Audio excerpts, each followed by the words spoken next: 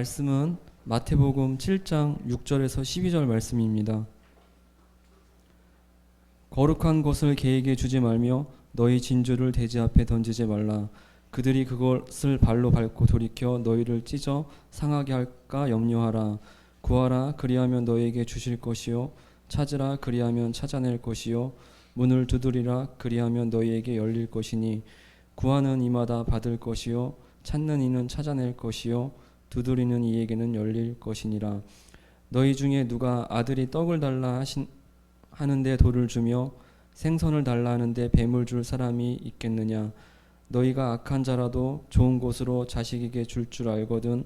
하물며 하늘에 계신 너희 아버지께서 구하는 자에게 좋은 것으로 주시지 않겠느냐? 그러므로 무엇이든지 남에게 대접을 받고자 하는 대로 너희도 남을 대접하라.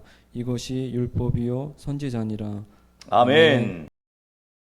우리 지난주에 살펴봤던 신앙 원리가 무엇입니까? 지난주에 비판하지 말라. 너희가 비판하는 그 비판으로 너희도 비판을 받을 것이라. 그래서 이 비판하지 말라는 말씀 첫 번째로, 신앙 원리 첫 번째로 예수님 말씀하셨죠. 비판하지 말라는 의미는 내 눈에 들보를 먼저 보라는 의미가 더 커요. 다른 사람을 판단하고 비판하고 이런 의미보다도 더 중요한 의미는 다른 사람의 눈에 있는 티보다 먼저 내 눈에 들보를 먼저 보라는 의미가 더 큽니다. 먼저 그리스도인들은 내가 먼저 잘하고 내 눈에 일단 들보를 빼내고 그 다음에 다른 사람의 티를 빼내는 작업을 해야겠죠. 자, 비판을 받아들일 자세가 되어 있는 사람에게만 진심 어린 비판이 통하겠죠. 근데 사실 비판을 받아들일 만한 사람들이 별로 없습니다. 자, 그래서 예수님은 6절에 거룩한 것을 개에게 주지 말고 너희 진주를 돼지 앞에 던지지 말라고 말씀합니다. 그래서 이게 상대방에게 정말 진심 어린 조언임에도 불구하고 이 사람이 이 조언을 통해서 성장할 건지 발전할 수 있을지 이런 것을 구분하지 못할 때가 참 많이 있습니다. 또 우리가 상대방의 진심 어린 비판과 조언을 받아들이지 못할 때도 있습니다. 우리조차도. 그래서 예수님 뭐라 그래요? 구하라. 그런 거예요. 구하라. 우리가 하나님께 선하고 유익하고 필요한 지혜를 구할 때 하나님은 반드시 그 지혜를 주신다는 거죠. 떡을 달라고 하는 아들의 간구를 거부하거나 또는 떡을 달라는데 돌을 주며 먹으라고 말할 부모는 없다는 거예요. 우리 하나님께서도 간구하는 자녀들에게 좋은 것 주시는 분임을 기억하라는 거죠. 6절에 이 거룩한 것을 개에게 주지 말고 진주를 돼지 앞에 던지지 말라. 이 개라는 동물은 거룩한 것을 거룩하게 여기지 못합니다.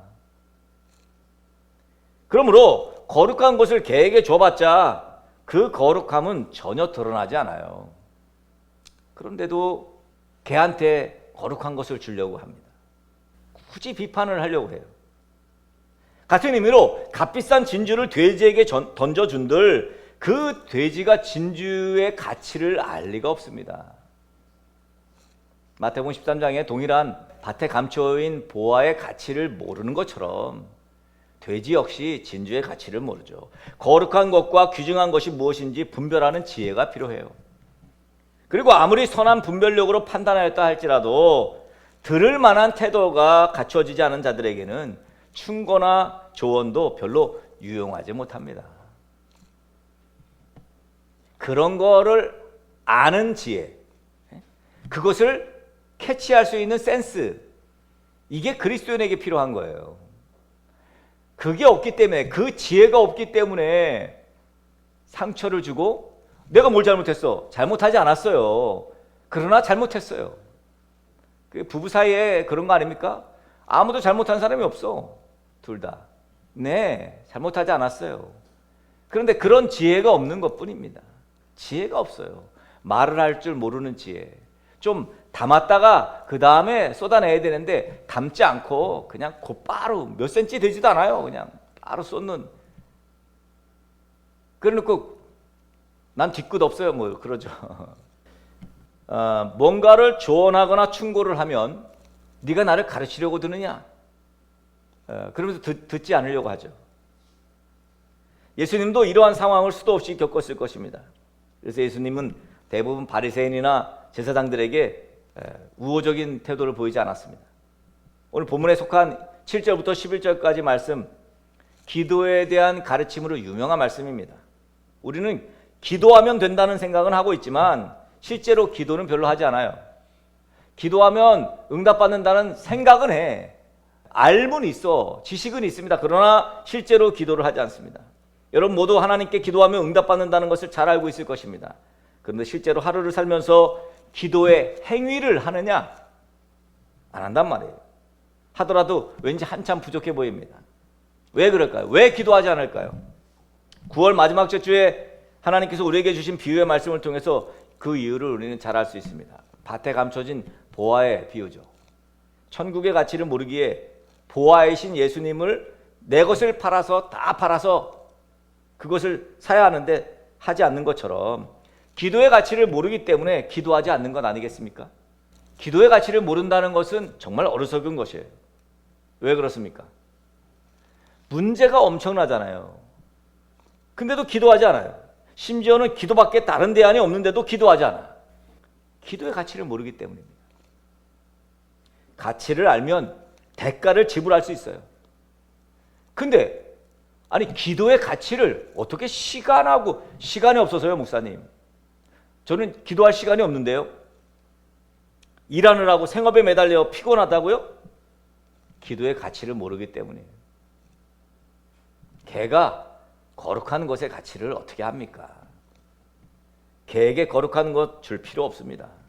돼지 또한 마찬가지입니다. 진주 가치를 돼지가 알 리 없습니다. 돼지처럼 가치를 모르면 진주는 한낱 쓰레기에 불과해요. 기도의 가치를 모르면 한낱 공연불에 불과한 거죠. 오늘 기도의 가치를 아는 성도들에게 예수님은 구하라, 찾으라, 두드리라고 말씀합니다. 구하고 찾고 두드리면 주실 거라는 거예요. 여기 구한다는 것은 무슨 의미예요? 지금 내가 없다는 거 아닙니까? 내가 구한다는 건 없는 거예요. 없는 걸 구하는 거죠. 필요한 것들을 구하는 겁니다. 부족한 것들을 구하는 거예요. 여러분은 안 구하는 이유가 부족한 게 없기 때문이죠.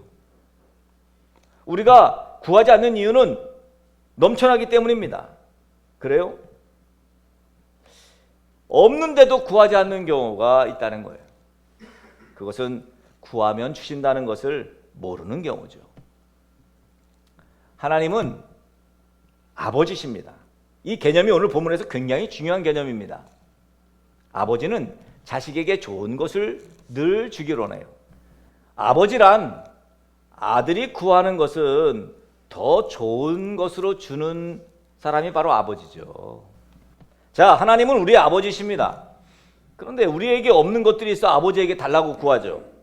아버지의 판단에 아들이 구하는 것이 정말 필요한 것이면 그렇게 판단되면 당연히 주겠죠. 아니 그 이상을 주겠죠.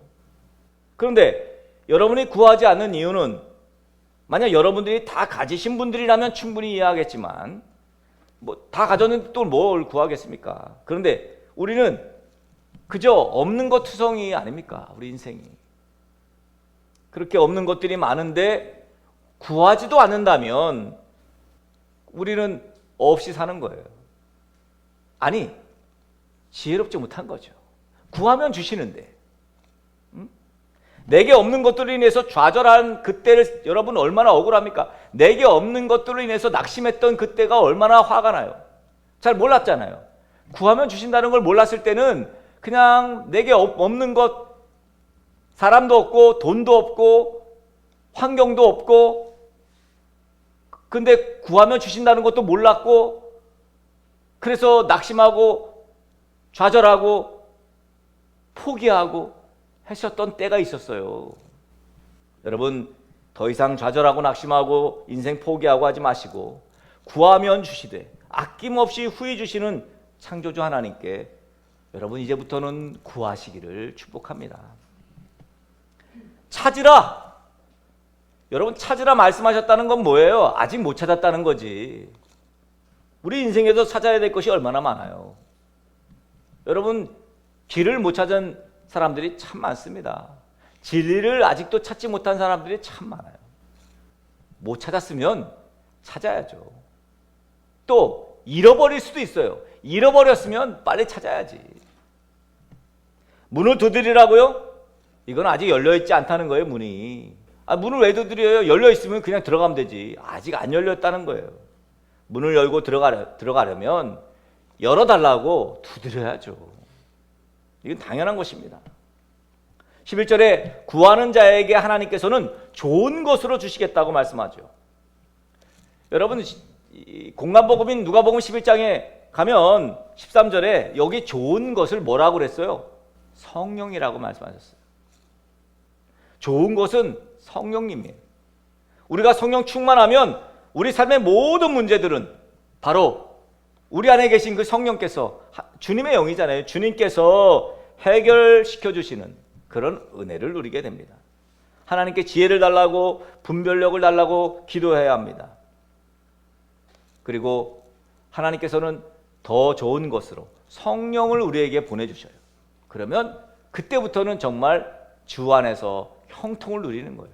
안 돼도 되는 것이고, 돼도 되는 것이고, 없어도 있는 것이고, 있어도 있게 되는 거예요. 성령이 우리 안에 계시면 진짜 형통을 누리는 거죠. 예수님은 9절부터 기도하는 자에게 응답하신다는 것을 예를 들어 말씀합니다. 너희 중에 아들이 떡을 달라 하는데 돌을 주며 생선을 달라 하는데 뱀을 줄 사람이 있겠느냐? 너희가 악한 자라도 좋은 것으로 자식에게 줄 줄 알거든 하물며 하늘에 계신 너희 아버지께서 구하는 자에게 좋은 것으로 주지 않겠느냐? 아들이 떡을 달라면 당연히 떡 주시겠지요. 아들이 떡 달라는데 돌을 줄 부모 없습니다. 생선 달라는데 아들이 좋아하는 조기나 고등어 이렇게 구워주잖아요. 그런데 뱀을 줄 부모가 어디 있겠습니까? 그러면서 하나님께서 자식에게 끔찍한 인간들만 못하시겠느냐고 예수님 말씀한 거예요. 하나님은 달라고 구하는 것보다 더 좋은 거 주시려고 한다는 거예요. 예레미야 33장 3절에도 우리가 잘 아는 말씀이죠. 너는 내게 부르짖어라. 내가 내게 응답하겠고 내가 알지 못하는 크고 은밀하고 비밀한 일을 내게 보일 것이다. 부르짖으면 반드시 응답하시겠다고 말씀하죠. 그 응답이 뭐예요? 크고 은밀한 비밀들입니다. 기도는 사람이 하지만 응답은 하나님이 하시는 거예요. 마가복음 11장 24절에도 말씀하죠. 그러므로 내가 너희에게 말하노니 무엇이든지 기도하고 구하는 것은 받은 줄로 여겨라. 그리하면 너희에게 그대로 되리라. 그것이 무엇이든지 여기가 중요해요. 무엇이든지 anything 무엇이든지 기도하고 구하는 것은 받은 줄로 믿으라는 거예요. 그러니까 기도하고 구하지 않아서 얻지 못한 거지. 무엇이든지. 요한복음 14장 14절에서 예수님 또 말씀합니다. 내 이름으로 무엇이든지 내게 구하면 내가 행하리라. 무엇이든지 하나님께 구하라고 말씀합니다. 떡도 구하고, 그죠? 생선도 구하고, 구하는 것을 다 들어주시겠다고 말씀하죠. 물론 예수님의 이름으로 구하는 것들이니 악한 것을 구하겠습니까? 못된 것 구하겠습니까? 하나님이 기뻐하지 않는 것 구하겠어요?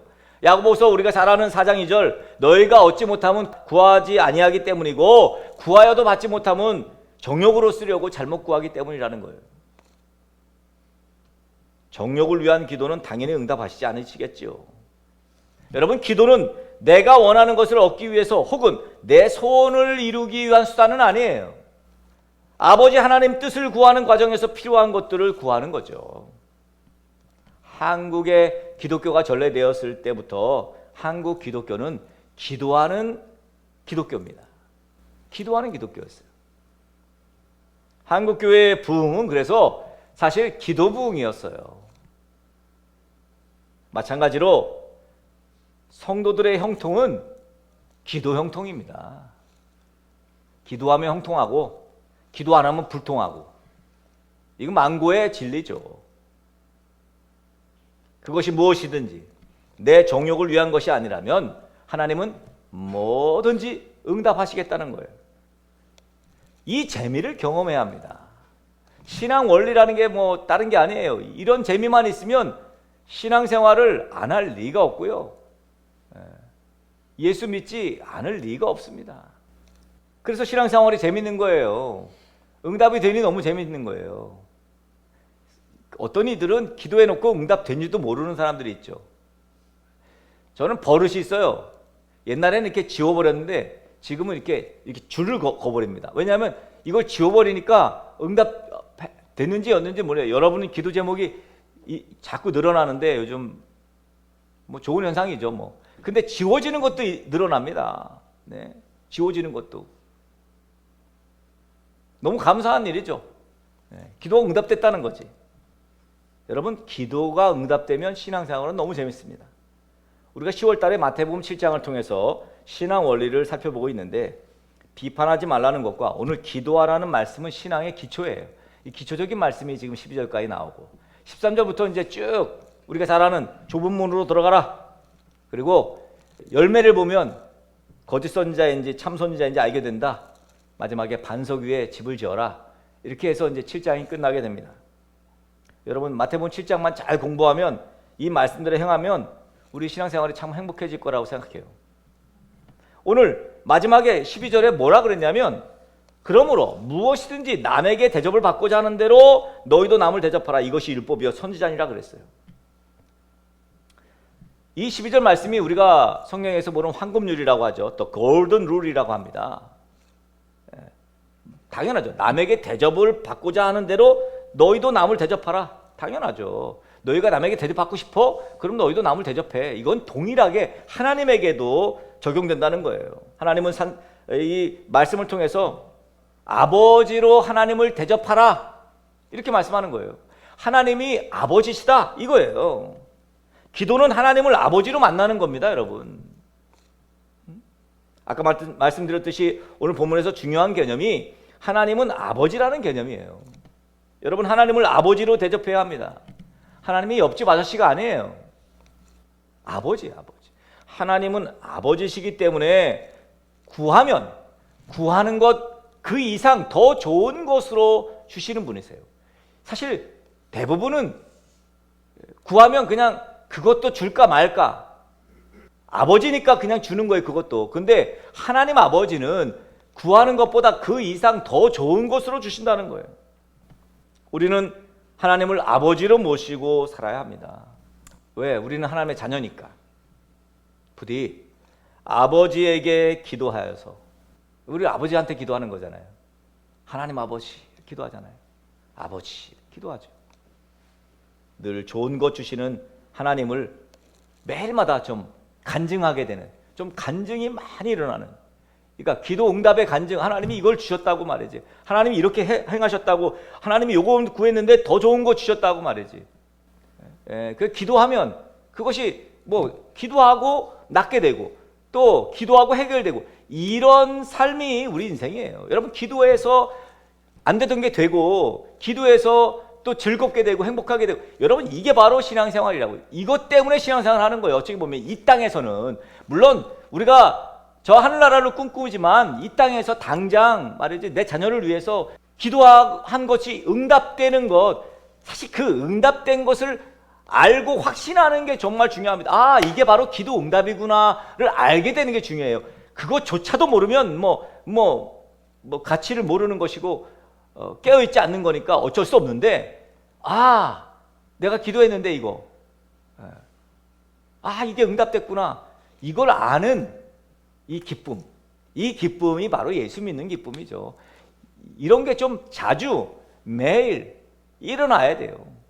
이거를 영적으로 또 민감하게 이 부분에 반응할 수 있어야 합니다.